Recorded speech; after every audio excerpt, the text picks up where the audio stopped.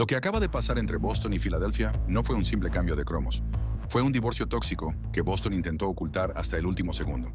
Todos los fanáticos casuales en las redes sociales están gritando que a los Celtics los estafaron al cambiar al MVP de las finales, Jaylen Brown, por un Paul George de 36 años. Pero la realidad es que el vestuario de Boston iba a explotar. Para entender este traspaso, tenemos que hablar de una filtración que causó un escándalo en ESPN. El analista Bobby Marks soltó una bomba cuando confesó que un experto en datos de la liga le dijo: "Nosotros vemos a Jaylen Brown como el séptimo mejor jugador de un equipo". Al principio, que digan que Jaylen es el séptimo mejor jugador de su propio equipo, suena como un chiste de mal gusto. Pero aquí nos sentamos a preguntar: ¿tiene razón este analista de datos o simplemente está loco? Vamos a desmenuzarlo. Si miras la fría matemática de las computadoras, el analista tiene un punto. En la base de datos, Jaylen Brown gasta más balones que nadie en el equipo, registrando un 100% de uso ofensivo. Pero su porcentaje de pérdidas está en color azul, lo que significa que regala la bola mucho más que el promedio de la liga para su posición. Para un modelo de inteligencia artificial, un jugador que gasta demasiado, pierde balones y encima permite 6 puntos más en defensa, es un saldo negativo. En el papel, la computadora adora la eficiencia barata de tipos como Derek White o Peyton Pritchard, y por eso ponía a Jaylen en el séptimo lugar de valor real. Pero aquí es donde la matemática se equivoca y donde el juego real destruye a la computadora. Lo que el analista anónimo no entiende es el concepto de gravedad ofensiva. La computadora no puede medir el miedo que le tienen las defensas a Jaylen Brown cuando penetra hacia el canasto. Él atrae a 2 y hasta 3 defensores, rompiendo el sistema rival y permitiendo que tipos como Sam Hauser o Pritchard tiren triples completamente solos. No es que no impacte, es que su impacto abre la cancha para los demás. Vamos al problema número 2. Jaylen Brown quería firmar una extensión que lo iba a convertir en el jugador mejor pagado de toda la historia, superando los $70 millones al año. ¿El problema? El nuevo dueño de Boston, Bill Chisholm, acaba de comprar el equipo financiando $1,000 millones y dejó claro que no iba a pagar multas millonarias de impuestos por nadie. Pagarle eso a Jaylen significaba congelar el roster y perder el derecho a contratar jugadores por culpa del temido Second Apron de la liga. Ayer, el gerente Brad Stevens admitió en rueda de prensa que comprometer más de $600 millones en solo 2 estrellas, Tatum y Brown, era un suicidio financiero y deportivo. Iban a consumir el 70% del tope salarial. Básicamente, Boston prefirió salir de él antes de que les destruyera el futuro económico. Pero la bomba explotó cuando Jaylen se enteró de que Boston lo estaba ofreciendo a escondidas en paquetes para traer a Giannis Antetokounmpo. Ahí se rompió todo. Jaylen dejó de ir a entrenar con el equipo de manera abrupta. Al segundo de ser cambiado, se metió a hacer un en vivo en Twitch a decir con amargura: "Boston, ellos me empacaron, creo que hubo una falta de respeto. Pero vamos a dejarnos de opiniones y hablemos de los números globales. ¿Qué dicen realmente los datos sobre Jaylen Brown cuando lo pones cara a cara contra Jason Tatum? Aquí es donde se cae el mito del fanático. Los analistas de televisión te van a decir que Jaylen es el verdadero motor porque promedió casi 29 puntos por partido. Pero cuando miras las métricas avanzadas de valor real, como los win shares, Jaylen Brown no era el primero ni el segundo. Ocupaba exactamente el séptimo lugar de toda la plantilla de Boston. Mientras Tatum se mantenía como uno de los jugadores más valiosos de la liga por su eficiencia, la computadora castigaba a Jaylen por su volumen de pérdidas de balón y su ineficiencia relativa en la media cancha. La gran paradoja es que individualmente Jaylen anota a un nivel espectacular, pero colectivamente estanca el sistema. Su porcentaje de uso ofensivo está en un absurdo percentil 100, lo que significa que gasta más balones que nadie en toda la NBA. Pero cuando miras su impacto defensivo real en la temporada, estuvo en el percentil 11. O sea, entre el 11% peor de toda la liga para su posición, permitiendo casi 6 puntos más por cada 100 posesiones cuando él estaba jugando. Jason Tatum es un jugador que eleva el net rating de su equipo en ambos lados de la cancha. Jaylen Brown, con el balón en las manos, apagaba el sistema de triples de los Celtics, haciendo que la frecuencia de tiros de 3 de todo el equipo colapsara al percentil 1. Brad Stevens se dio cuenta de que Tatum estaba jugando solo contra el mundo y atrapado en un sistema lento. Cambiar a Jaylen por Paul George no fue una locura, fue un rescate estadístico.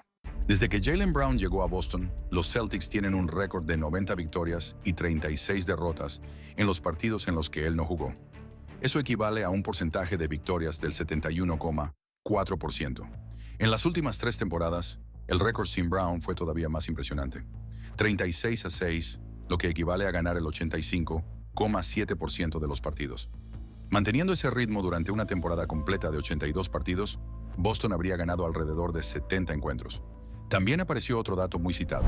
En las últimas 4 temporadas, Boston registró un récord de 47-10 sin Brown, un porcentaje de victorias del 82,5%, equivalente a un equipo de unas 68 victorias. Y aquí es donde los números empiezan a incomodar. Según Cleaning the Glass, Boston apenas mejoraba ofensivamente con Jaylen Brown en cancha. El equipo solo aumentaba un 0,9% su eficiencia de tiro. Defensivamente, los rivales lanzaban un 3,6% mejor cerca del aro y un 5,6% mejor desde la media distancia. Y eso es raro para un jugador con contrato supermáximo, porque normalmente, cuando una superestrella sale de la cancha, el equipo se derrumba. Nikola Jokic terminó la temporada pasada con un diferencial on-barra-off de más 16,1 puntos, mientras que Shai Gilgeous-Alexander registró más 11,8. En otras palabras, Denver y Oklahoma City fueron muchísimo mejores con ellos en la cancha. Pero con Brown, la historia era distinta. En las últimas 4 temporadas, Boston acumuló un récord de 47 victorias y solo 10 derrotas cuando él no jugó. Y fue ahí cuando la directiva empezó a hacerse la pregunta más incómoda de todas. Si los Celtics podían seguir dominando sin Jaylen Brown, ¿realmente valía la pena comprometerle más de $60 millones por año? Y aquí es donde la historia toma un giro inesperado. Porque cuando comparas a Jaylen Brown con Paul George en la cancha, Brown parece el jugador obvio. Tiene 7 años menos, viene de promediar casi 29 puntos por partido y todavía está entrando en el mejor momento de su carrera. Pero cuando las computadoras hacen el mismo ejercicio, llegan a una conclusión completamente distinta. Jaylen Brown terminó la temporada en el percentil 100 de uso ofensivo. Básicamente, ningún jugador de su posición consumía más posesiones. El problema es que, junto con ese volumen, llegaron las pérdidas.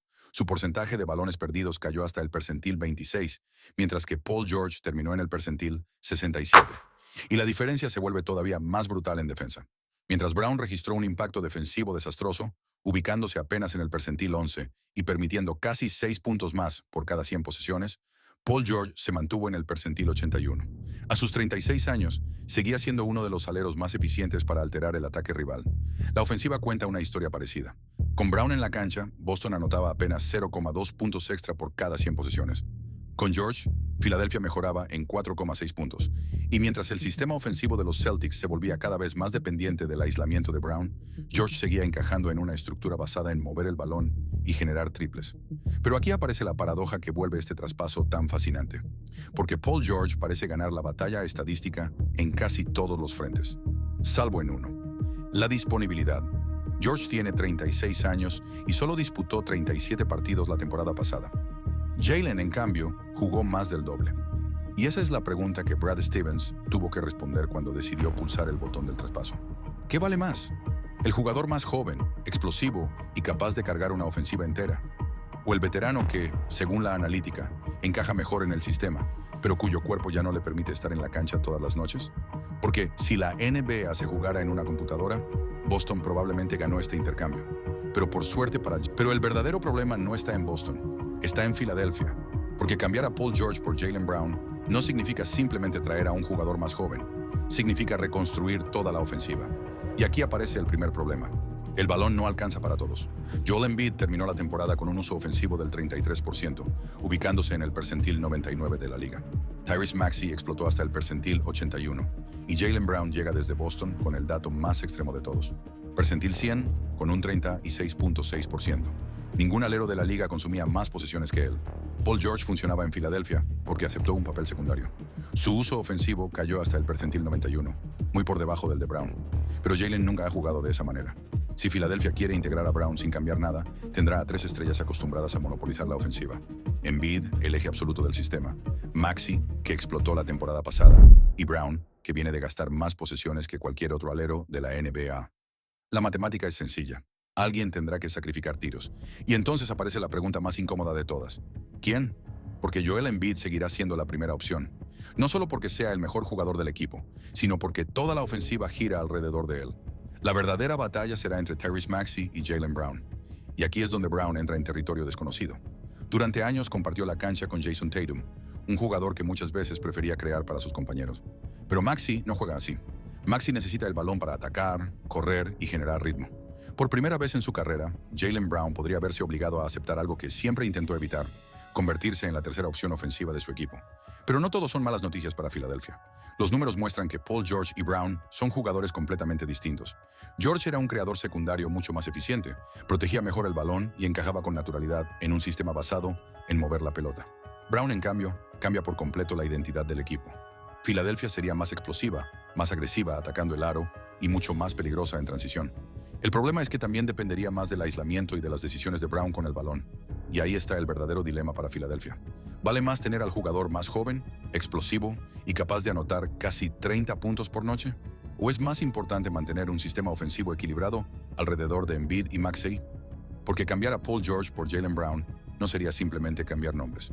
Sería cambiar por completo la forma de jugar de Filadelfia. Y ahora quiero dejarles una última pregunta. Porque después de todo este análisis, quizá el verdadero problema de Filadelfia ni siquiera sea Jaylen Brown.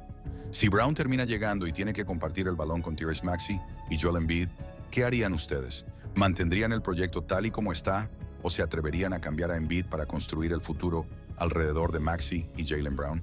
Déjenme su opinión en los comentarios porque tengo la sensación de que este debate apenas está comenzando. Y como siempre, gracias por acompañarme hasta el final del video. Gracias por el apoyo y sobre todo gracias a mi Señor Jesucristo, a mi Padre y Rey de Gloria, porque sin Él nada de esto sería posible. Nos vemos en el próximo video. Bendiciones para todos.